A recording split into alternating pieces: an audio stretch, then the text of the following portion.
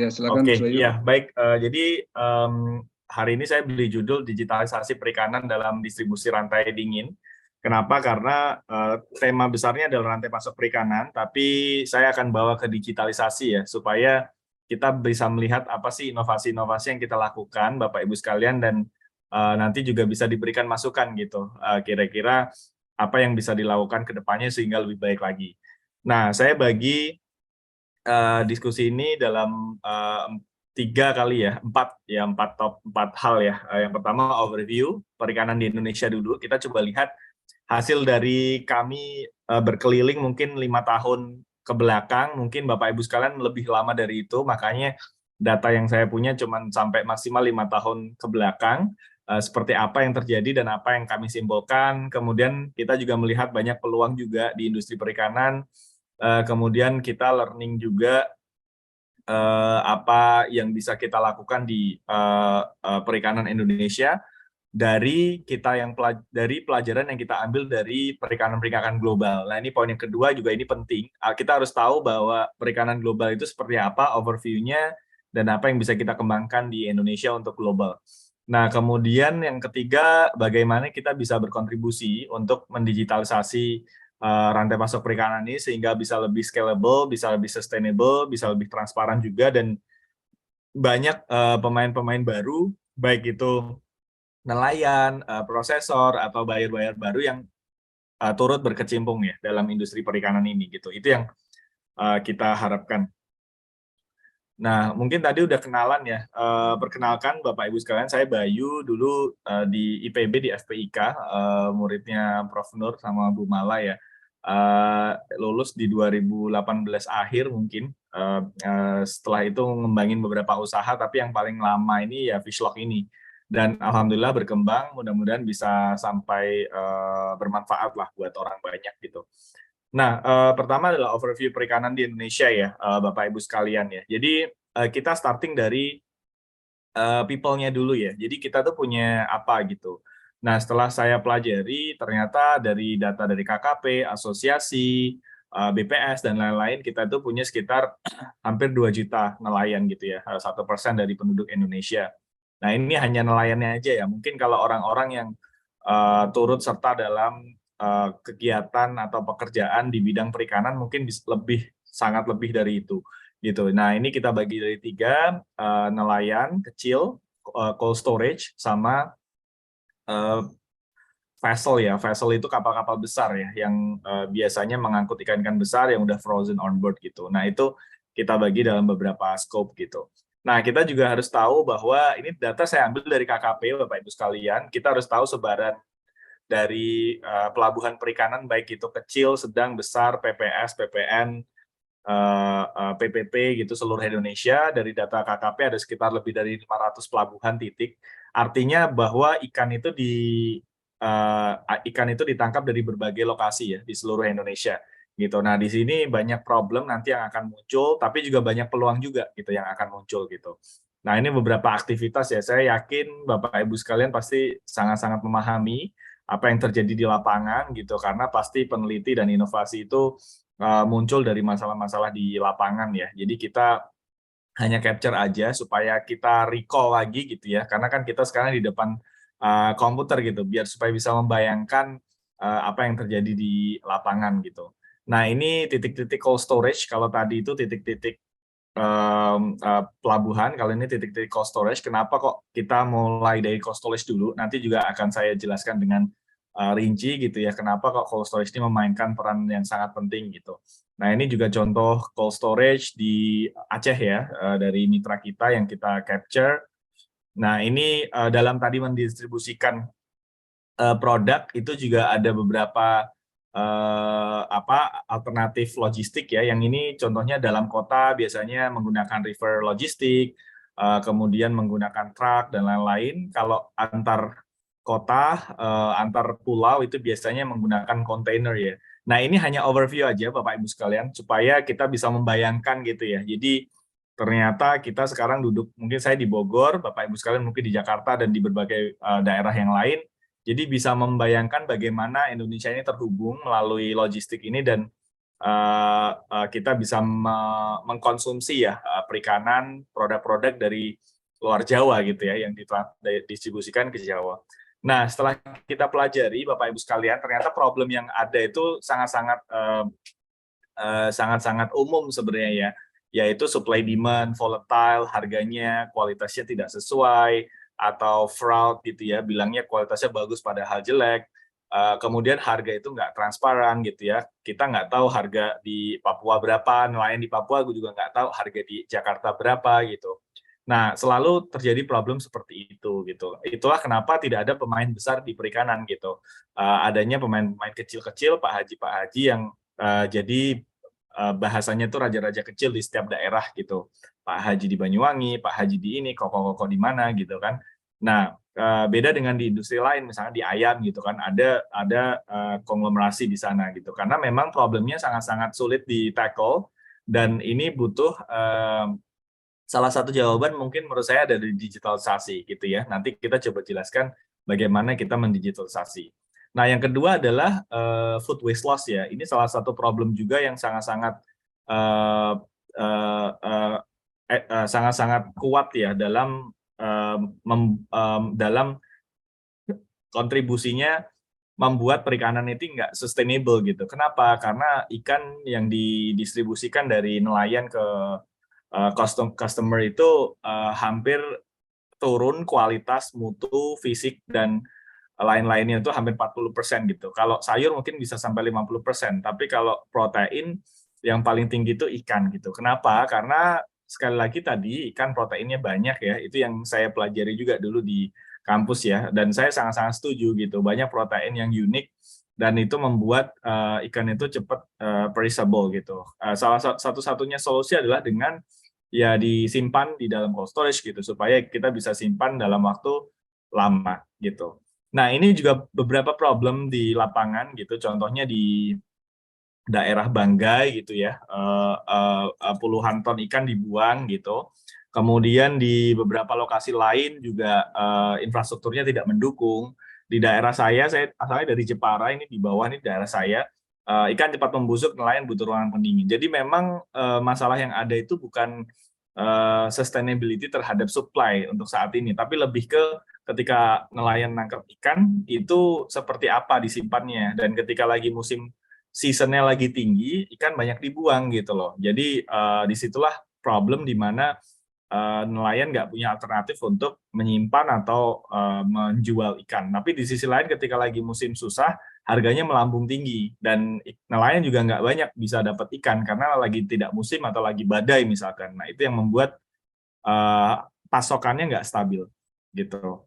Nah, kemudian dari segi solusi KKP dan lain-lain itu juga udah KKP asosiasi gitu ya, itu juga udah punya banyak solusi untuk menangani ini. Salah satunya ada cold storage. Jadi ini cold storage ini memang valid, benar, penting untuk membantu nelayan untuk bisa menyimpan gitu. Tapi memang government KKP ini kan punya budget yang terbatas, punya tim yang terbatas gitu ya, dan punya target tertentu sehingga tidak bisa masif seluruh Indonesia gitu. Dan harapannya nanti Fishlock itu dengan kita sebagai swasta, kita lebih agile kalau bahasa sekarang ya, kita bisa lebih agile, bisa scaling lebih cepat dan bisa membantu nelayan untuk bisa memiliki cold storage atau punya akses ke cold storage gitu. Nah, caranya gimana gitu? Nanti kita akan jelaskan. Nah, dari semua ini, Bapak Ibu sekalian, dari semua overview tadi, sebenarnya mengacu pada dua kesimpulan ini. Ya, dan juga saya sering di-mention oleh mentor kami juga bahwa dua kesimpulan inilah yang sangat penting gitu. Artinya apa gitu? Jadi dalam distribusi sebuah, baik itu pangan atau non-pangan ya, kita selalu mindset-nya adalah product is king gitu, distribution is God. Maksudnya apa? Maksudnya kalau kita hanya punya produk gitu ya, kita selalu bilang bahwa ikan di Indonesia potensinya sangat besar gitu kan. Kemudian belum termanfaatkan dengan maksimal gitu kan. Nah, tapi ya itu it's just a king gitu. Kita nggak bisa optimalkan karena kenapa? Karena tidak ada distribusinya gitu. Nah, percuma kita hari ini tahu ada informasi ikan tuna di Ambon misalkan. Tapi kalau kita nggak bisa ngirim hari ini ya percuma gitu loh. Itu akan jadi komoditas yang dijual dengan harga lokal di Ambon. Tapi kalau kita bisa membangun distribusinya, itu kita bisa punya akses nasional atau akses global untuk bisa menjangkau market yang lebih baik lagi dengan daya beli yang lebih baik lagi gitu. Makanya distribution is God gitu. Nah, Fishlock dalam misinya adalah kita pengen mengkonekkan Indonesia dulu antar distribusinya dulu. Jadi ini bukan tentang ikannya, tapi gimana membangun distribusi, gimana mendigitalisasi distribusi sehingga distribusi itu bisa diakses oleh kedua pihak. Baik itu nelayan bisa mengakses distribusi itu, atau buyer bisa mengakses ikan-ikan yang lebih terjangkau, yang memiliki kualitas yang sesuai gitu, yang dijaga oleh distribusi tersebut gitu. Nah, ini salah satunya goals-nya Fishlock gitu. Kenapa kok kita hadir? Nah, di sisi lain learning-nya adalah masalah-masalah yang terjadi memang ada productivity issue di situ. Kenapa ya tadi masalah distribusi gitu ya, nggak akan produktif kalau distribusinya juga masih terbatas. Utilitas cold storage masih terbatas gitu, atau kadang cold storage-nya udah cukup tapi ketika lagi season cold storage-nya nggak cukup gitu, atau ketika lagi tidak season kebanyakan cold storage gitu. Jadi kalau ditanya Indonesia ini kekurangan cold storage atau kebanyakan cold storage, jawabannya bisa dua-duanya. Karena kalau lagi season cold storage-nya kurang gitu. Tapi kalau lagi nggak season, cold storage-nya kebanyakan gitu. Nah, ini yang harus kita stabilisasi. Jadi jawabannya adalah stabilisasi gitu. Bukan dalam arti untuk membesarkan dulu atau seperti apa, tapi lebih ke stabilisasi gimana caranya volatilitas harga, kualitas pasokan itu bisa kita kontrol, bisa kita stabilkan gitu. Likuiditas juga isu, financing ya problem. Liquidity itu artinya adalah capital atau investment yang ada di perikanan itu sangat-sangat minim. Nah, kenapa perikanan Indonesia itu menyumbang 3% PDB nasional ya. Jadi PDB 15.000 triliun itu Indonesia menyumbang sekitar 3%. Nah, sedangkan pembiayaan ke industri perikanan itu cuma 0,2%. Jadi tidak lebih dari 1/10-nya. Sedangkan pembiayaan ini masuk ke industri-industri yang over liquid bahasanya.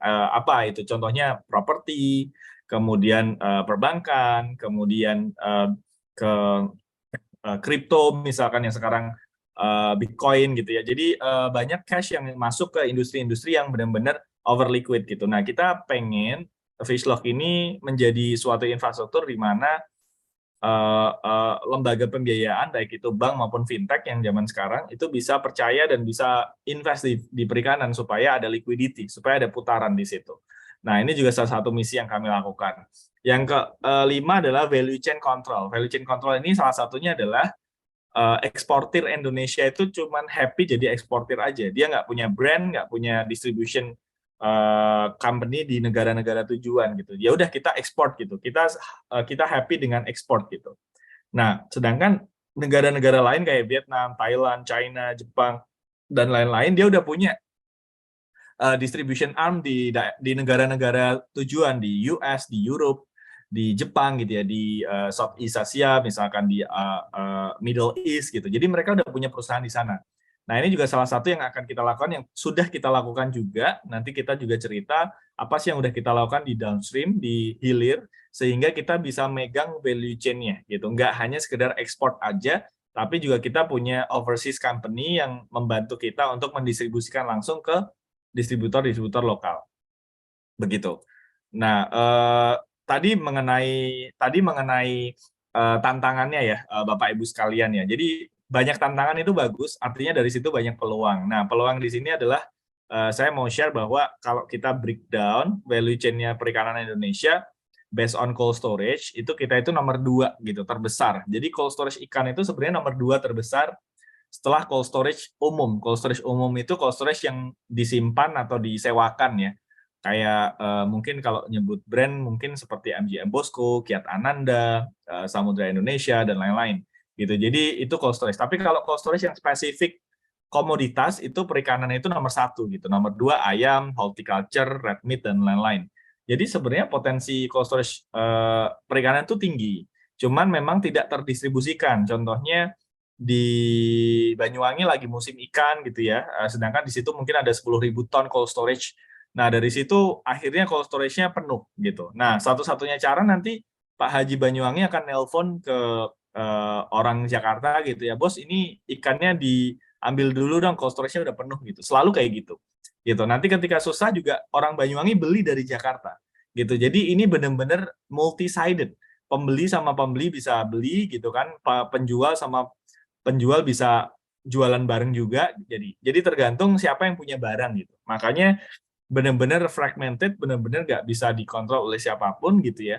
Sehingga ini susah nih dalam menentukan kebijakan dan menentukan arahnya gitu. Karena benar-benar ikan itu nggak tahu nih posisi di mana gitu. Ikan mungkin dicatat di ketika landing di port gitu ya sama KKP gitu ya. Tapi nanti ketika ikan didistribusikan kita nggak tahu gitu. Nah, nanti di ujung kita melakukan riset bahwa angka konsumsi ikan tinggi atau rendah gitu ya. Nah, itu kan riset di consumernya. Tapi research di mana ikan itu didistribusikan kemana yang itu masih missing link itu masih blind spot.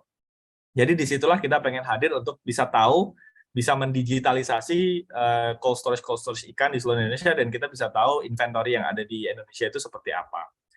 Nah, yang kemudian saya juga mau share potensi yang keren juga yang dimiliki Indonesia. Kita itu eksportir ikan itu nilainya sekitar 80 sampai 90 triliun setahun. Jadi Bapak Ibu sekalian, kita kan bekerja di industri perikanan. Jadi potensi ekspornya itu terutama untuk bahan makanan ya, untuk bahan makanan itu sekitar 5,7 billion. Jadi sekitar 80 sampai 90 triliun gitu ya. Nah, ini terkait dari beberapa kategori gitu. Shrimp kita mungkin nomor 3-4 terbesar di dunia, tuna kita nomor 2 terbesar di dunia, crab meat kita nomor 1, squid mungkin nomor 2, seaweed kita nomor 1 di dunia. Jadi Bapak Ibu sekalian kalau fokus di seaweed itu sangat-sangat bagus karena kita eksportir terbesar di dunia. Nah, dari sini ekspor terbesar itu ke US ya. Jadi ini juga salah satu alasan kita sebutkan terkait downstream tadi, kenapa kok kita harus kuat di downstream dan kenapa kok start dari US, karena memang US itu menyumbang 42% dari segmen market yang kita punya gitu ya. Nah, ini dari sisi Indonesianya. Coba kita kalau bedah dari sisi Amerika, Bapak Ibu sekalian, ini juga kita share data juga, ini dari KKP-nya Amerika gitu ya. Nah, Amerika tuh di 2022 itu impor ikan sekitar 25,9 billion atau 26 billion. Nah, itu tuh sekitar 350 triliun setahun. Jadi 350 triliun.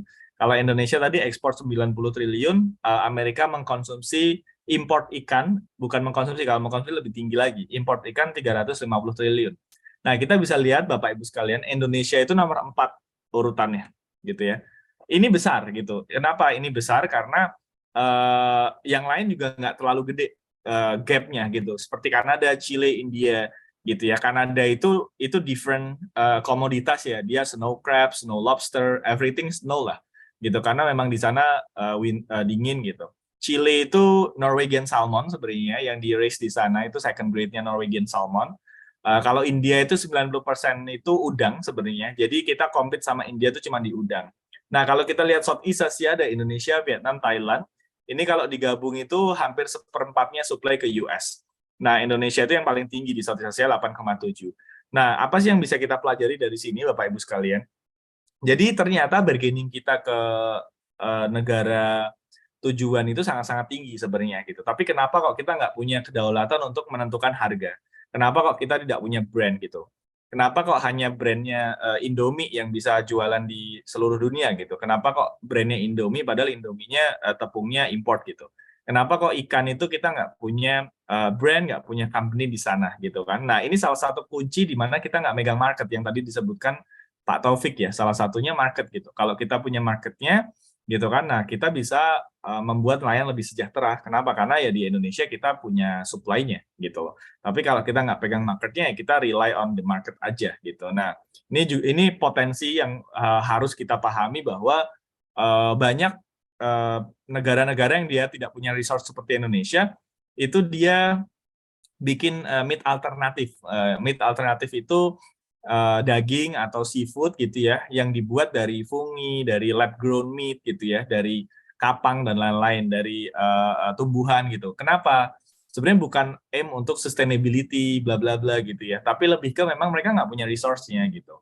Mereka nggak pengen rely on kita, sehingga kalau dia rely on kita, once ketika kita lock proteinnya, supply-nya dia nggak punya alternatif, ya dia akan kekurangan protein gitu kan. Makanya mereka melakukan itu. Nah, di sisi lain di Indonesia kita harus fight di mana this is the best protein source yang kita punya gitu. Seafood gitu. Kenapa? Karena seafood is the only one resource that still capture ya. Jadi still well catch. Jadi ditangkap alam gitu. Kalau sumber protein lain kan mungkin udah di culture ya, udah di budidaya, di mana memang semua nutrisinya diatur oleh pakan gitu kan. Tapi kalau ikan ini yang paling penting, kenapa? Karena memang benar-benar coming from the ocean yang natural gitu.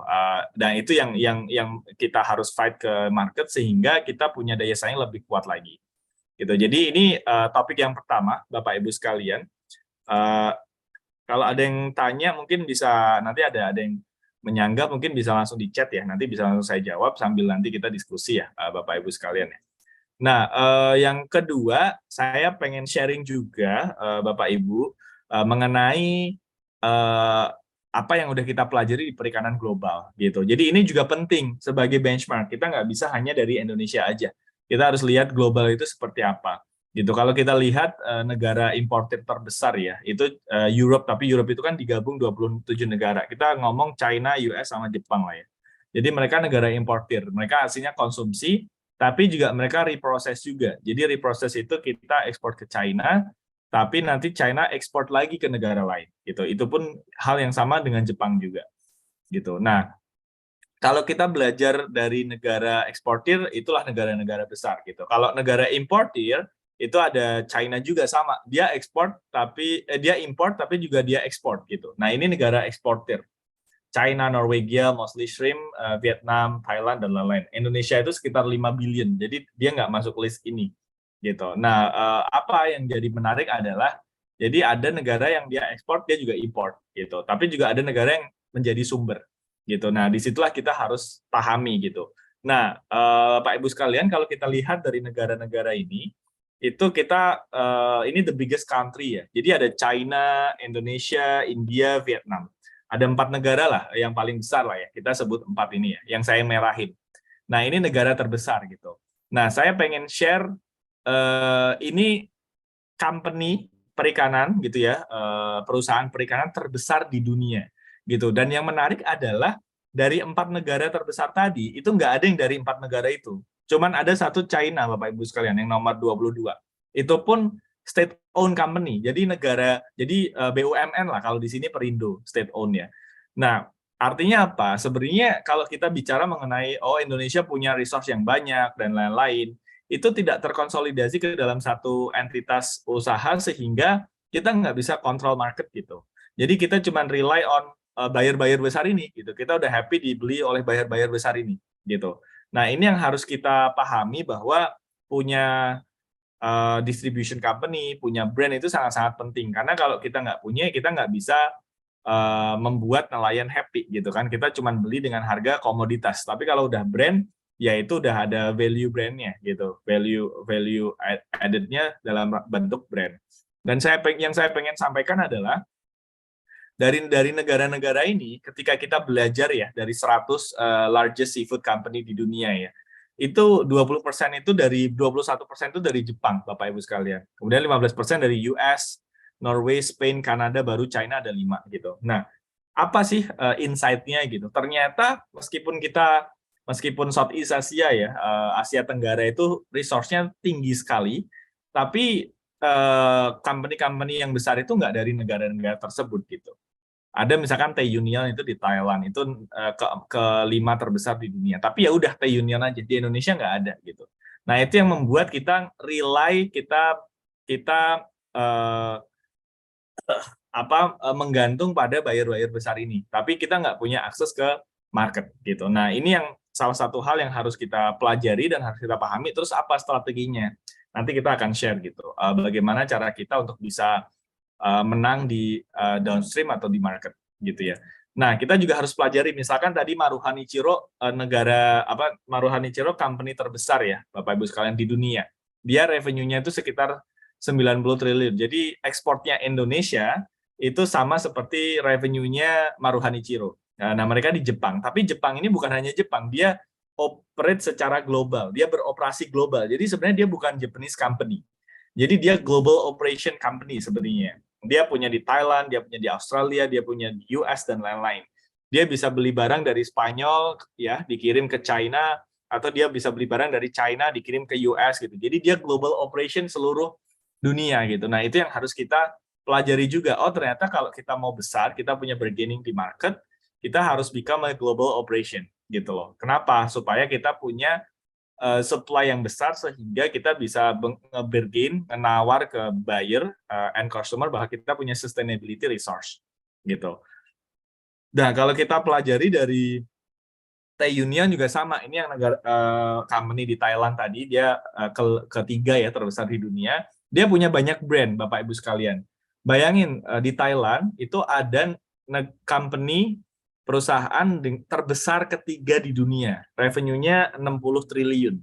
Ini terbesar ketiga di dunia. Sedangkan Thailand lautnya kecil gitu. Kok bisa gitu ya? Kenapa gitu? Kenapa kok bisa gitu? Nah, karena mereka udah membranding kitchen of the world gitu. Artinya dapurnya dunia. Artinya dia import dari berbagai negara di seluruh dunia, terutama Indonesia. Barang Indonesia raw materialnya dikirim ke Thailand, di Thailand di label sama brandnya mereka, terus diekspor gitu. Nah, itu caranya ternyata untuk memenangkan market gitu. Jadi kita bisa belajar bahwa punya brand itu sangat-sangat penting gitu. Itu yang kita lakukan juga sebagai Fishlock, kita harus punya brand di downstream untuk bisa memenangkan market sehingga supply chain ke bawahnya kita bisa anulir gitu. Tanpa punya downstream itu kayak nggak total gitu dalam kita membenahi rantai pasoknya gitu. Nah, tadi saya sebutin ya ada beberapa learning ya. Tidak ada hubungan antara negara supply dengan company yang mengoperate, itu berbeda gitu. Supply-nya siapa yang punya, company yang memenangkan siapa gitu kan. Nggak ada hubungan tuh. Banyak company dari Jepang, dari US gitu kan. Sedangkan mereka supply-nya terbatas gitu. Jadi itu yang menarik gitu. Nah, dari sini mungkin masuk Bapak Ibu sekalian supaya kita juga bisa sharing. Jadi tadi sedikit banyak sharing lah mengenai eh, bagaimana supply itu sangat penting, tapi juga kita punya supply yang banyak gitu ya. Tapi juga kita harus belajar dari perikanan global bahwa demand juga penting gitu. Tapi kan kita nggak bisa ngerjain dua-duanya gitu kan. Nah, makanya apa sih yang kita lakukan? Ini sharing-sharing juga. Mungkin nanti kalau ada masukan juga boleh, sangat-sangat membantu kita untuk kita improve. Nah, yang pertama kita harus pahami Bapak Ibu sekalian. Jadi bagaimana sih supply perikanan itu berjalan gitu ya. Jadi perikanan itu dimulai dari dua source gitu. Nah, ini nggak bermaksud mengajari, tapi kita lebih ke men-streamline supaya lebih rapi gitu ya. Jadi yang pertama itu ikan terdiri dari dua source. Yang pertama itu nelayan, yang kedua itu aquaculture gitu ya. Nelayan ini ada dua juga, ada nelayan kecil, ada nelayan besar. Aquaculture itu ada non udang sama udang gitu ya. Nah, ini kita bagi. Nah, dua ini saya bisa bilang 70% itu akan masuk ke eksportir. Sisanya akan dijual lokal gitu. Nah, Fishlock karena kita pengen kita pengen meminimalkan risiko dan fokus ke dalam value chain tertentu, kita fokus di cold storage gitu. Karena ini yang paling scalable dan ini bisa dilakukan dimanapun, kita bisa kirim produk kemanapun. Makanya Fishlock start dari cold storage ini, kemudian kita digitalisasi gitu ya, terus kita masuk ke cold storage distributor, misalkan cold storage supply-nya, primary processor-nya di Bali misalkan, nanti didistribusikannya misalkan di Jakarta atau di Surabaya. Kemudian itu nanti masuk ke domestic market atau masuk ke export market gitu. Jadi itu cara konsep simpelnya dalam kita memecah rantai pasoknya ya. Jadi supaya tahu di titik mana sih kita akan melakukan apa gitu. Nah, yang kedua adalah kita harus memahami itu ada dua jenis chain gitu ya dalam perikanan. Ini juga penting dalam nanti mungkin Bapak Ibu sekalian membuat inovasi, baik itu service, produk, layanan, atau inovasi ikan itu sendiri gitu. Nah, ada dua chain. Yang pertama value chain, yang kedua supply chain. Nah, ini beda nih. gitu. Kalau kita bicara supply chain, itu kita bicara ada 3 jenis supply chain. Yang pertama adalah life chain, rantai hidup gitu ya. Dulu kan juga saya di kampus belajar bagaimana mendistribusikan ikan hidup gitu ya. Kita pingsanin dulu dan lain-lain gitu ya, Bu Mala ya. Nah itu ada life chain gitu. Ada lobster, kepiting dan lain-lain gitu. Nah yang kedua ada fresh chain. Fresh chain itu ikannya udah mati, dikirimnya whole atau fillet gitu ya. Paling jauh tuh kita bisa ngirim ke Jepang. Nah itu fresh chain. Nah yang ketiga ada frozen chain yang udah beku gitu ya. Nah ini juga penting juga gitu. Nah tapi fish lock itu fokusnya di frozen. Kenapa? Karena itu lebih scalable dan bisa lebih disimpan lebih lama lagi untuk menjaga kestabilan. Nah ini supply chain-nya. Kalau value chain itu ada 3 juga gitu. Yang pertama raw material. Raw material itu tadi ikan hidup atau ikan mati atau ikan beku yang masih utuh. Whole tuna, whole milk fish gitu ya, everything whole lah, yang utuh. Nah, disinilah kita nggak bisa ngambil banyak margin, nggak bisa ngambil banyak revenue, nggak bisa membuat nelayan seneng karena kita cuma menang di raw material, terutama Indonesian supply chain itu banyaknya raw material gitu. Ikan tongkol, tuna, cakalang, ikan layang, ikan kembung itu kan semua raw material whole gitu. Nah, gimana supaya itu bisa meningkatin value chain dan kita bisa sharing margin lebih baik lagi ke stakeholders, ke nelayan. Kita harus buat jadi semi proses gitu. Makanya kalau kita ekspor gitu, itu ke Jepang, ke Singapura ya, ke Malaysia itu dalam bentuk fresh gitu atau dalam bentuk frozen juga tapi udah diproses. Nah, disinilah meningkatkan value added gitu. Ada yang ketiga, value chain yang ketiga yang sangat-sangat kuat gitu kalau kita punya, yaitu apa? Brand gitu. Jadi kita harus punya brand gitu ya. Harus punya itu bukan bentuk, bukan bikin sendiri. Bisa jadi kita akuisisi brand di negara sana gitu kan. Nah, ketika kita punya brand, inilah value terbesar kita Bapak Ibu sekalian gitu. Tapi nggak ada tuh brand di live chain, nggak ada, brand di fresh chain nggak ada. Adanya brand di frozen chain atau di ready to eat.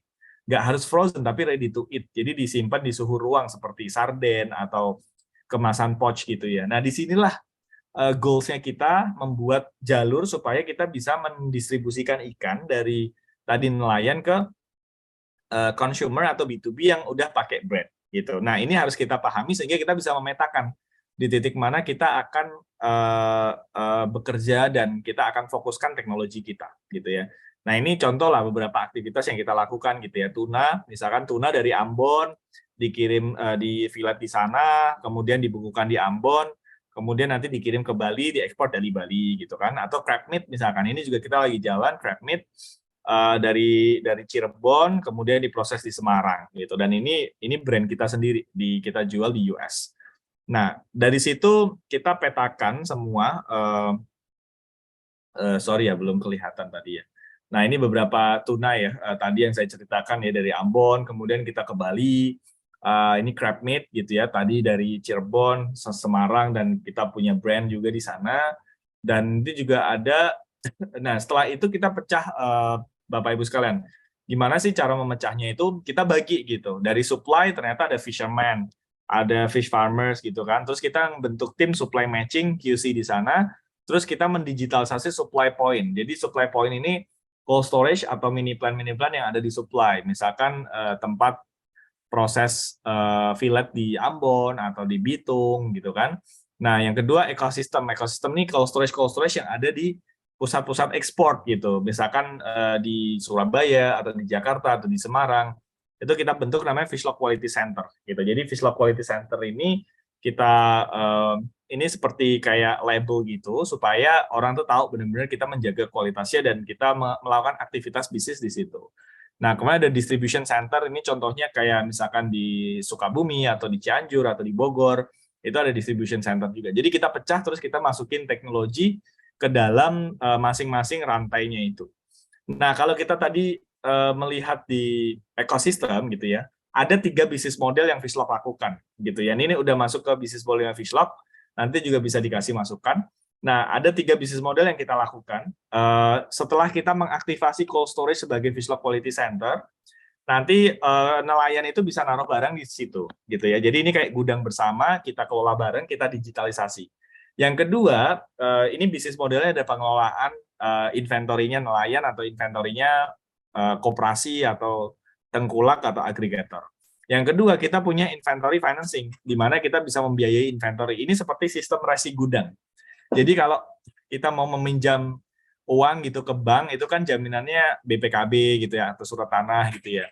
Nah, nanti BPKB-nya itu disimpan di bank, disimpan di locker, dan aman gitu kan. Nah, kita pengen menjadikan cold storage itu sebagai gudang-gudang penyimpanan ikan, sehingga nelayan itu ketika butuh pinjaman atau butuh likuiditas, itu dia bisa naruh ikannya di situ dijadikan sebagai jaminan.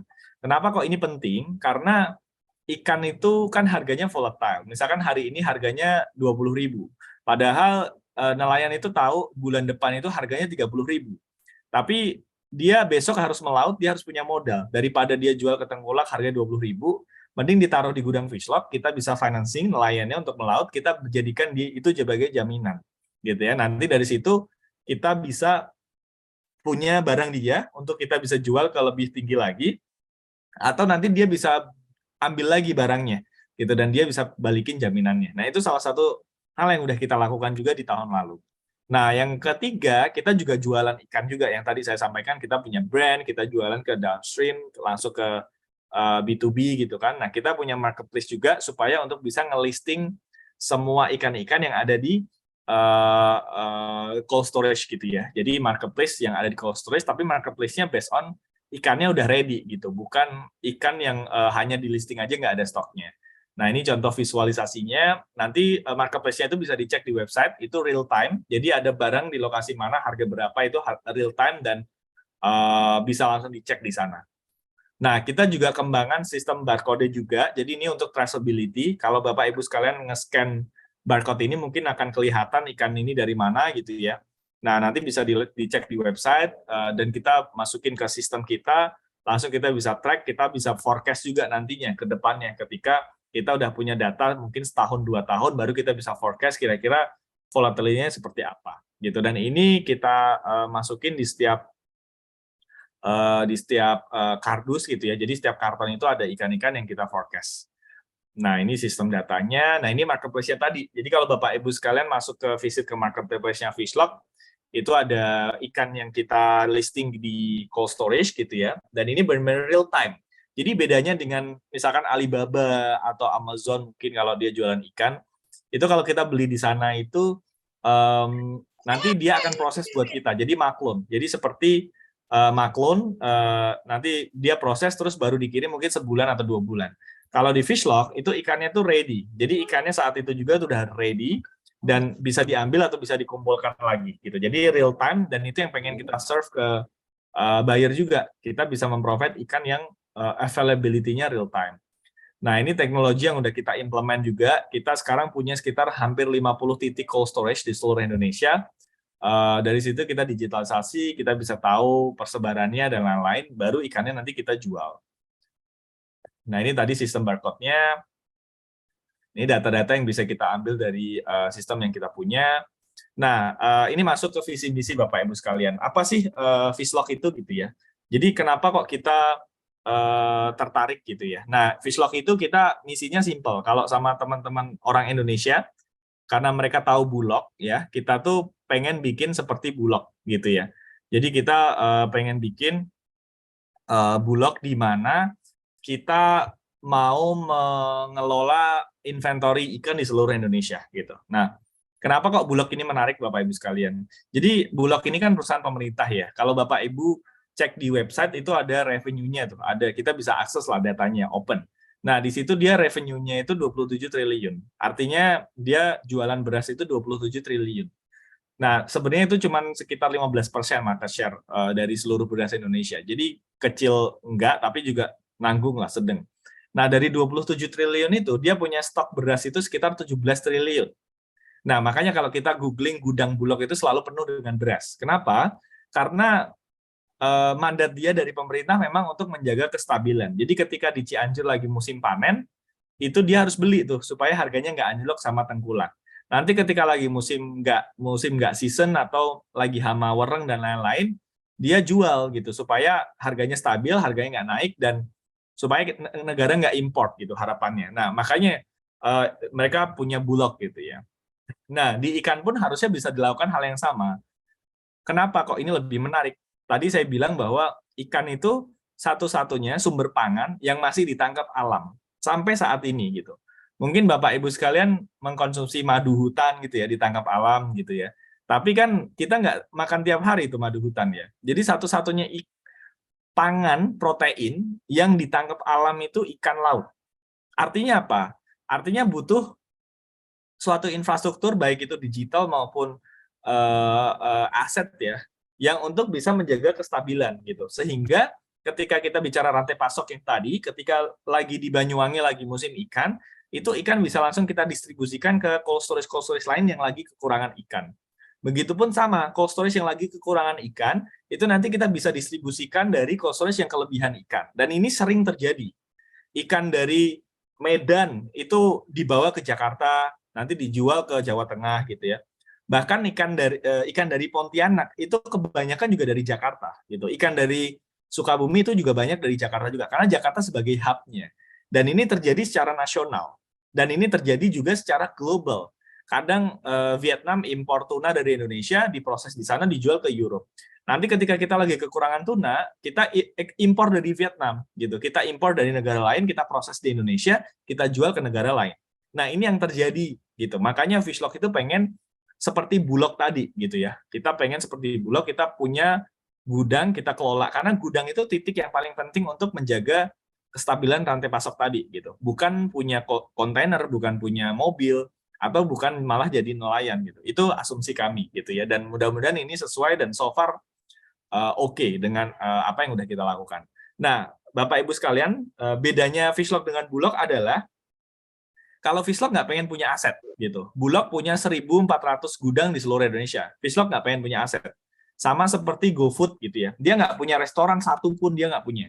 Dia punyanya merchant gitu ya. Oyo, Red Doors, Traveloka, Airbnb, dia nggak punya hotel. Dia punyanya mitra hotel gitu. Nah, Fishlock juga sama. Kita nggak pengen punya cold storage. Kita nggak pengen menyaingi existing player. Kita pengen jadi digital platform. Kita mendigitalisasi cold storage di seluruh Indonesia gitu. Dengan begitu, kalau di Oyo kan kita nggak bisa, kita hanya nyewain ruang. Kalau di cold storage di ikan, kita bisa jualin barang, kita bisa financing barangnya, kita bisa bukain market ke barangnya, terkait inventory-nya gitu ya, atau kita bisa carikan supply gitu, dan kita bisa tahu semua data. Nah, itu harapannya yang akan kita lakukan dan sekarang udah kita lakukan gitu. Nah, kenapa kok ini penting? Sebagai platform kita harus punya 3 supply, kita harus punya 3 kekuatan. Yang pertama kekuatan supply, kekuatan informasi supply, ikan gitu ya. Percuma kita nggak ngerti ikannya ya nggak bisa jual. Tapi yang kedua kita harus punya capital. Capital itu artinya cash gitu, dana gitu ya. Kenapa ini penting gitu ya? Contohnya percuma kita ada informasi ikan di Papua sekarang ada 100 ton ikan. Terus so what gitu. Kalau kita nggak bisa mengalirkan dana ke nelayan, kita nggak bisa bikin infrastruktur dana cash management ke nelayan sehingga dia nggak bisa dapat duit langsung. Karena nelayan pasti pengennya dibayar cash. Kalau nelayan nggak pengen dibayar cash, kalau nelayan nggak bisa dibayar cash, dia akan nyuplai ke tempat lain gitu kan. Nah, makanya tadi yang saya bilang likuiditas. Makanya kita kerjasama dengan fintech, dengan bank supaya real time dia percaya sistem kita, sistem tadi resi gudang, dia langsung bisa financing gitu. Nah, yang ketiga juga infrastructure supply ini juga penting gitu. Kita bisa aja invest cold storage gitu. Kita punya uang gitu kan. Tapi bukan begitu caranya. Karena kalau kita invest nanti heavy operation. Nanti nggak scalable. Jadi gimana caranya dengan Pak Haji di Papua kita bisa kerjasama, kita bisa utilize mereka punya aset, kita bisa pakai leverage dia punya aset, dan nantinya kita bisa gunakan bersama gitu loh. Jadi 3 hal ini yang harus jadi kekuatannya Fishlock sehingga kita bisa benar-benar untuk meng-streamline atau menstabilkan pasokan, harga, kualitas dan lain-lain sepanjang rantai pasok perikanan gitu. Nah, mungkin yang sedikit ya yang terakhir apa sih goals-nya gitu ya. Terkait Fishlock ini apa sih goals-nya yang pengen kita capai gitu ya. Yang pertama, saya selalu percaya bahwa kita itu Indonesia itu kuat kalau kita itu gunakan natural resource kita untuk membergaining, untuk menawar atau untuk memperkuat pondasi kita terhadap daya tawar dunia gitu. Nah, makanya kita pengen jadikan seafood ini sebagai leverage kita, resource kita untuk kita bisa bergain global seafood demand atau global protein demand. Gitu. Contohnya yang terjadi kelapa sawit kita nomor 1 di dunia gitu ya. Kemudian rumput laut kita nomor 1 di dunia. Batu bara kita nomor 2, nomor 3 di dunia. Kemarin ketika Indonesia melarang ekspor batu bara mentah, dunia panik gitu kan. Nah, itu hal-hal seperti itu yang keren gitu kalau kita bawa gitu. Kenapa? Karena kita akan punya kedaulatan nih. Kita akan punya daya tawar, kita bisa jual ikan nelayan lebih tinggi lagi kalau kita punya daya tawar. Masalahnya ini belum teragregasi. Masalahnya semua fragmented, semua terpecah belah gitu kan. Dan jalan masing-masing. Ini harus ada satu digital platform yang bisa menaungin semua gitu. Nah, kita bisa menang kalau kita gunain natural resource kita sebagai kekuatan kita, gitu. Nah, ini contoh gambar ya, Pak Jokowi, Pak Presiden, tahun lalu itu datang ke Texas ya, ketemu Elon Musk kalau Bapak Ibu sekalian tahu beritanya ya. Nah, jadi mereka timnya Presiden datang ke Tesla ketemu Elon Musk gitu. Kenapa kira-kira kok mereka sampai repot-repot ke Amerika ketemu Elon Musk untuk apa sih goals-nya Pak Jokowi itu datang ke US gitu ya. Nah, goals-nya itu dia pengen Elon Musk invest ke Indonesia. Invest apa? Invest pabrik listrik. Pabrik Tesla, pabrik batu bara. Kenapa? Karena Indonesia is the biggest nickel exporter di dunia. Jadi yang nomor 2 tuh Filipina. Itu pun cuma setengahnya dari Indonesia. 800.000 ton nikel Indonesia ekspor setiap tahun. Terbesar di dunia. Nah, ini yang saya maksud dengan bergaining gitu. Jadi kita datang, kita minta Elon Musk untuk ke Indonesia, invest di Indonesia. Kenapa? Karena mereka punya bergaining, mereka punya teknologinya, mereka punya marketnya, market mobil listrik terbesar. Mereka punya people-nya, mereka punya infrastrukturnya. Nah, harapannya dengan mereka invest di Indonesia, ya, itu kita bisa transfer ke knowledge, kita bisa belajar, orang-orang kita bisa belajar. Negara bisa ambil pajak lebih tinggi lagi. Kita bisa punya value lebih tinggi lagi, marginnya kita konsumsi di Indonesia. Nah, inilah cara melihatnya gitu ya, dari komoditas lain gitu. Nah, ini cukup fair. Kenapa? Karena mereka punya patennya, mereka punya teknologinya. Kita cuma punya resource-nya, kita cuma punya nikelnya. Tapi di industri perikanan, balik lagi tadi Bapak Ibu sekalian, kenapa kok kita nggak bisa kontrol harga? Kenapa kok kita selalu maklun brand-brand luar gitu? Kenapa kok kita nggak punya brand sendiri? Padahal kita punya resource-nya, kita punya labor-nya, labor-labor yang murah gitu, ibu-ibu semua padat karya gitu ya. Kita punya infrastrukturnya, dan ini nggak pakai teknologi canggih seperti AI, machine learning, dan lain-lain. Kenapa kok kita nggak bisa punya kedaulatan untuk mengkontrol harga gitu loh? Itu pertanyaannya gitu. Kecuali kalau ikan ini untuk kualitasnya bagus butuh teknologi dari US, dari Europe gitu. Kecuali seperti itu. Ini nggak ada gitu. Nah, kenapa kok kita nggak bisa berdaulat? Nah, itu pertanyaannya. Makanya untuk di perikanan itu nggak fair gitu loh. Mereka cuma punya brand, cuma punya market aja, tapi udah bisa menang gitu, bisa margin lebih gede gitu kan. Sedangkan kita ditekan, nelayan ya eksportirnya itu ditekan gitu. Nah, itu yang pengen kita rubah dan kita pengen lakukan gitu. Makanya Fishlog sekarang kita udah expand di 3 negara gitu ya. Nah, kita start dari Indonesia, kemudian kita punya di Singapura sebagai investment company-nya, kita punya US sebagai distribution company. Kita pengen ke sana. Kita nggak pengen hanya sekedar ekspor aja. Kita pengen jualan langsung di sana gitu. Jualan langsung di US, compete sama distributor-distributor US, compete sama brand-brand US gitu. Nah, ini strategi downstream yang kita lakukan dalam rangka untuk menyambungkan rantai pasok nih. Jadi rantai pasok tuh melihatnya nggak hanya sekedar rantai pasok di Indonesia gitu, dari nelayan ke pabrik ke eksportir, terus habis itu setelah diekspor kita udah seneng gitu kan, enggak. Jadi sampai kita mikirin ke US-nya gitu. Jadi strateginya kalau di Indonesia itu ya kita sebagai marketplace, sebagai ekosistem, kita ngasih financing, kita ngasih marketplace, digitalisasi cold storage dan lain-lain. Tapi kalau di downstream kita harus punya brand gitu. Kita lagi ngembangin 2 brand, Ocean Stellar sama Nusa Marine. Ini udah shipment 3 kontainer, kita udah trial 3 kontainer dan berhasil gitu ya. Nah, nanti kita langsung jualan di US punya barang kita sendiri. Gitu ya. Kita start tuna sama crab meat kemarin. Nah, nantinya udang dan lain-lain. Jadi, kita harus menang di sana dan kita harus benar-benar punya end-to-end supply chain gitu ya, Bapak Ibu sekalian ya. Gitu. Nah, itu yang pengen saya share. Nah, mungkin yang terakhir ini milestone yang udah kita lakukan, sekarang kita mungkin udah di sekitar 50 titik di seluruh Indonesia. Kita punya cold storage itu sekitar 20.000 ton. Kita nge-manage 20.000 ton cold storage tanpa invest cold storage sepeser pun gitu. Nah, kita punya ikan sekitar 4.000 ton di sistem kita sekarang, itu sekitar 90-an miliar yang kita kelola. Financing juga kita lakukan tahun lalu, kita disperse sekitar 38 M. Inventory financing, invoice financing, membantu nelayan, agregator untuk bisa dapat financing dari third party gitu ya, dari bank, dari fintech. Dan marketplace juga kita udah mulai jalan, udah mulai solid gitu ya, orang-orang udah mulai visit ke sana gitu. Jadi ini hal-hal sedikit-sedikit, meskipun tadi Bapak Ibu mimpinya mungkin besar gitu ya, tapi kita buktikan pelan-pelan lah. Dengan sekarang distribusi sekitar 2.000 ton ikan sebulan, dan titik juga udah di 50 titik. Jadi kita pelan-pelan, karena titiknya ada 2.000 kalau datanya KKP. Nah, ini baru 50 cold storage yang kita digitize. Kemudian dari segi talent, kita juga orang-orang hebat-hebat semua. Alhamdulillah bisa menarik orang-orang hebat di seluruh Indonesia. Kita punya 3 kewarganegaraan ya. Ada tim dari India, ada tim dari Amerika, dan memang 95% paling banyak dari Indonesia gitu. Dan ini jebolan perusahaan-perusahaan besar kan. Artinya dengan ide perikanan aja, Bapak Ibu sekalian, kita bisa nginvite orang-orang keren dari unicorn, dari bank, dari startup-startup keren gitu ya, untuk bisa berkontribusi gitu loh. Jadi artinya mudah-mudahan ini bisa di-solve bareng-bareng. Karena kalau hanya orang perikanan aja yang bisa nge-solve, orang perikanan aja yang solving, ya itu bias gitu kan. Kita cuma berkutat di masalah-masalah teknis.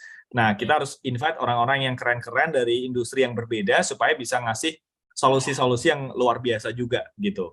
Nah, mungkin itu yang terakhir juga mungkin ada beberapa startup-startup yang lagi berkembang juga di Indonesia, mohon disupport juga.